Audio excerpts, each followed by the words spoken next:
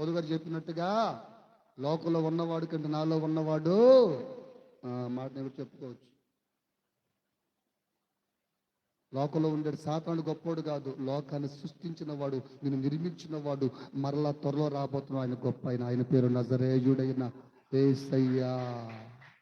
హల్లెలూయా, హల్లెలూయా. కనుక ఏమండి, యాకోబుకు తోడున్న దేవుడు మోషేకు కూడా, యెహోషువకు కూడా, దావీదుకు కూడా, ఇప్పుడు ఈ సంవత్సరం ఏం చెప్పాడు మీకు, నాకు మీకు కూడా తోడుంటున్నాను. రేపు సంవత్సరం ఏదో ఒక వాగ్దానం వస్తుంది అని చెప్పి కొత్త వాగ్దానం వచ్చింది. ఈ వాగ్దానం మనకు వద్దనుకోబాకండి, ఈ వాగ్దానం కూడా మనకు అవసరం. ఎప్పుడు దాకా నాన్న? బతికిన రోజులు ప్రాణం ఉన్నది.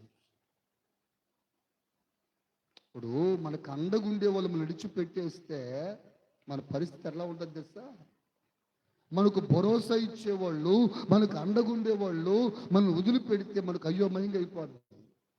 ఆయనే వదిలిపెట్టేస్తే, ఆయనే దూరంగా పెట్టేస్తే ఈ పరిస్థితి ఏంది? నా పరిస్థితి ఏంది? దావీదు ఒక సందర్భంలో ఒక మాట అంటాడు. ఏమన్నాడు తెలుసా?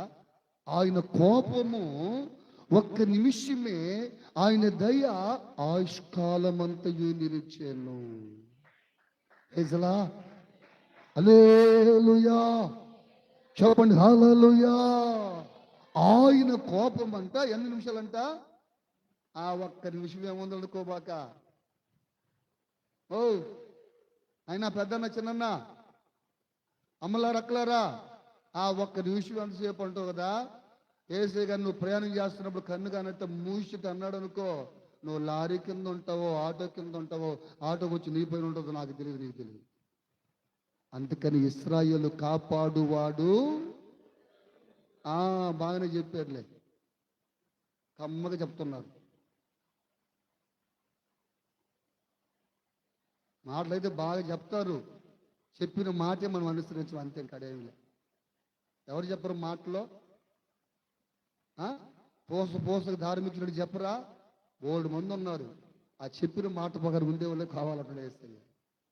ప్రైజ్ ది లార్డ్, హల్లెలూయా, హల్లెలూయా.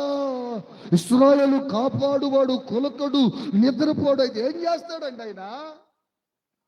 మేలుకొని నిన్ను నన్ను కాపాడుతా ఉన్నాడు.